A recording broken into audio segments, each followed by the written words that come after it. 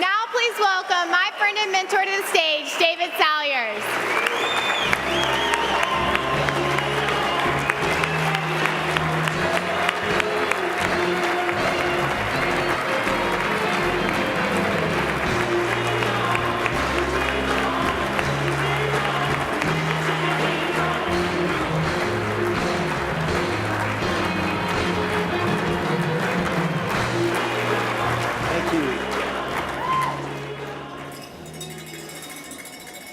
Thank you.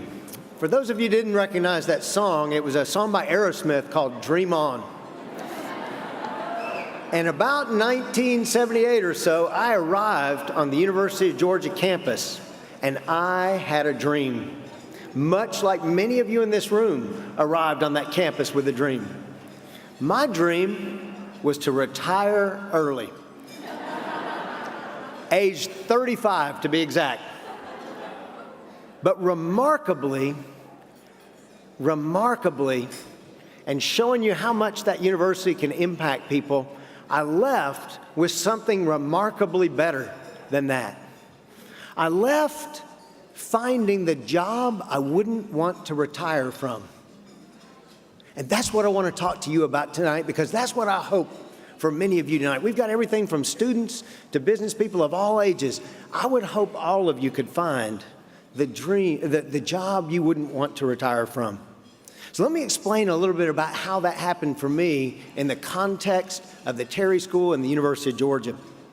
I've been a hard worker all my life. I worked really hard. I wanted to build a killer resume. I had good grades, and I was ready to cash in when I graduated from the University of Georgia. But fortunately for me, Woody Falk, who is sitting in the audience right here tonight, one of my best friends at University of Georgia. We were fraternity brothers. We used to double date, did all kind of things. He introduced me to a man named Truett Cathy.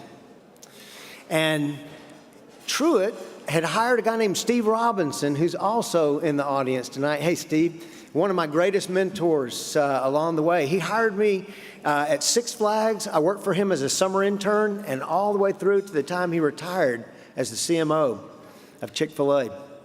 But here's what happened. When I graduated, I had a lot of great offers out there for lots of money. And I thought, if I'm going to retire early, boy, the highest offer wins. But somehow, along the way, Chick-fil-A made me an offer. And Steve, it was the lowest offer of any company by about 50%. And so I reached one of those defining moments in life, one of those defining moments where I had to decide, what did I really value? The most money or the most amazing job? Because I could tell that this was going to be an amazing job.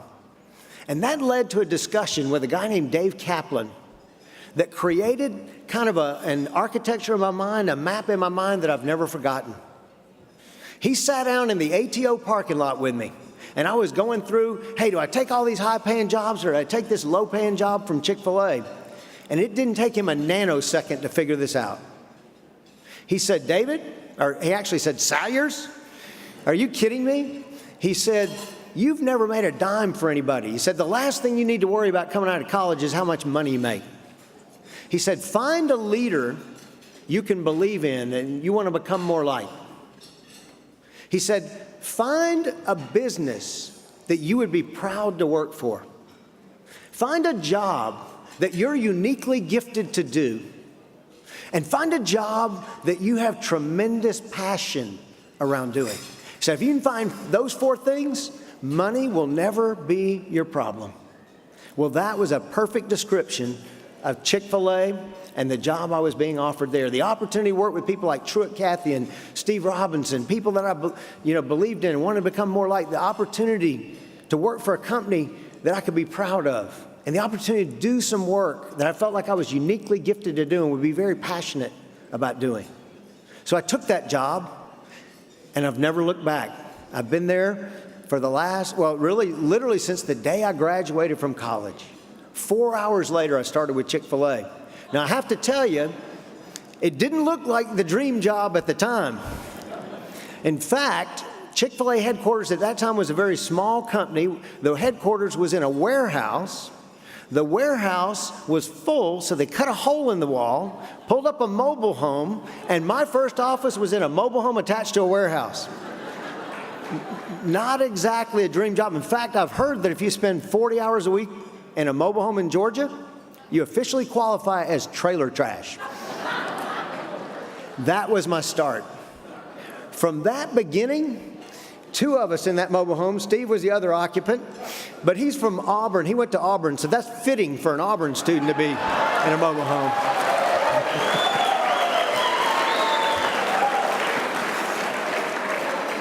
Nonetheless, we shared that opportunity. This year, Chick-fil-A will probably hit $9 billion. From trailer trash to a $9 million business. Amazing. Yeah. So I wanted to share with you just a couple thoughts that I thought might be helpful to some of you in this room tonight as you consider your careers, especially to the students. I want you to listen to a couple things that I learned along the way. The first and most remarkable lesson is when I was going through college, I thought business was a get-rich scheme, that most people started businesses to get rich.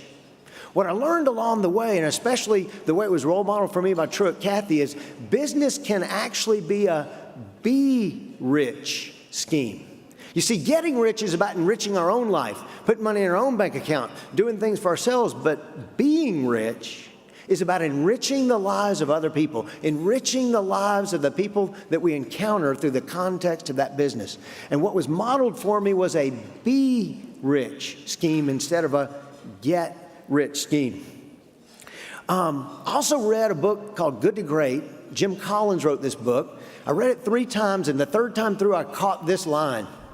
Jim Collins said that when he was thinking about the greatest businesses of our time, that true greatness comes in direct proportion to passionate pursuit of a purpose beyond money. See, every business exists to make money, no exceptions, including Chick-fil-A, but not every business has a purpose beyond money for which they exist, and those are the truly great businesses and the remarkable businesses. The second thing I learned, and Steve, you shared this actually as Steve retired, one of the comments that he made, he said, "You'll never create a remarkable brand in the absence of a remarkable culture. The way to make a great brand is to create a remarkable culture from which that brand emanates." And I think that's a powerful lesson. The way to create a great brand is to start by creating a remarkable culture. So what does that look like? Well, for me, a remarkable culture could be described this way. It's a place where people believe the best in each other. So they want the best for each other and expect the best from each other. They believe the best in each other. They want the best for each other and expect the best from each other.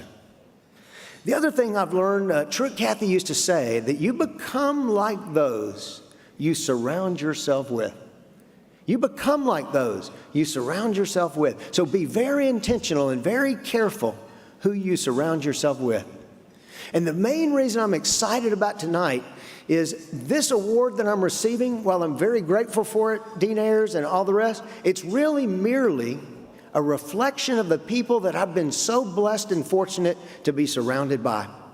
And if you don't mind, I've got about 4.5 tables here of people who have been the biggest influencers in my entire, and if you don't mind standing, this is who the award should really be going to. If all you guys will stand up right now, all the tables.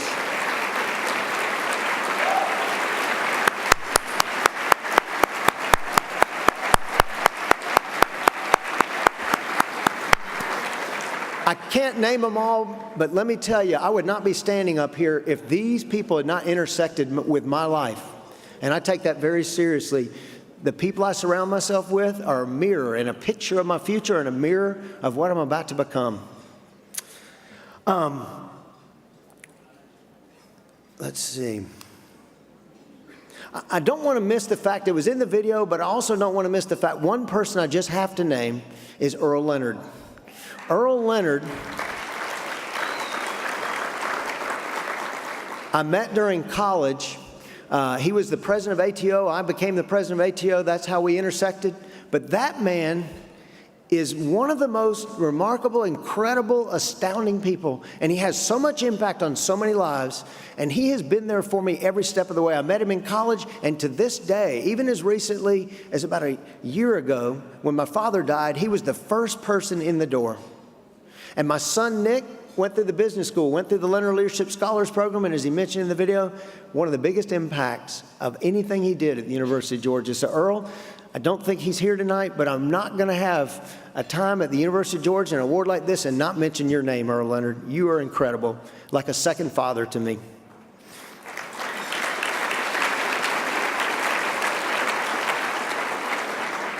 The last thing I'll say about the people you surround yourself with is Truett used to say that businesses don't succeed or fail.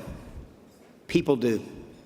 So if you want to have a successful business, just surround yourself with successful people. And I've seen it happen over and over and over again. I'm seeing it happen right now with my son, Nick, who started his own little business and has surrounded himself with several young men that are highly successful. And let me assure you, that will be a successful business. The last little story I wanted to tell you tonight that I think would be really helpful to you is one of the ones that marked my life almost more than anything else along the way from Truett Cathy. In the early 90s, Boston, what was then called Boston Chicken, was a growing organization. They'd started with 13 locations up in the Northeast. They had expanded almost overnight to as big as Chick-fil-A because they got an injection of private equity, and so they'd gone public. They were on the cover of every magazine, and we thought for the first time Chick-fil-A may be in trouble here. So Dan Cathy went and looked for ways to help us grow bigger, faster. We looked at doing IPOs, we looked at borrowing money, we looked at all kinds of things. And he came back to report on how we were going to get bigger, faster. And as he was making that report, his eyes were aglow, he was passionate about it, and I was sitting down near Truett Cathy, and I could tell Truett Cathy was not liking what he was hearing. And at one point in that session, uncharacteristic for Truett, he kind of pounded his fist on the table and said, "Ladies and gentlemen, I am sick and tired of hearing you talk about getting bigger." He said, "We need to be getting better. And if we'll get better, customers will demand we get bigger." Well, interestingly, that was about 93 or 94. Yeah, thank you. Yeah. That was about 93 or 94, and Boston Market was talking about being $1 billion business by the year 2000. Well, when you fast forward to the year 2000, guess what you find? Does anybody know what's going on with Boston Market in the year 2000? Bankruptcy. You know what happened at Chick-fil-A in the year 2000? $1 billion for the first time. There's so much to learn from that. So I'll close this way. In the end, a person's worth will not be determined by the dollars in a bank account, rather by the richness of their relationships, rather by the way in which they enrich the lives of others, and rather by the richness of the legacy they leave behind. If you'll just do these three things, create value instead of extract value, create a remarkable culture, focus on getting better, not bigger, then I think you'll have not only a remarkable career, but a remarkable life. And at the end of the day, on life's final exam, you will get an A+. Thank you so much.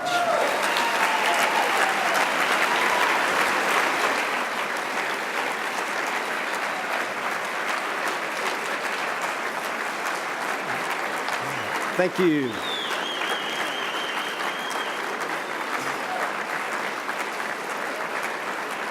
So there's one last thing I need to tell you.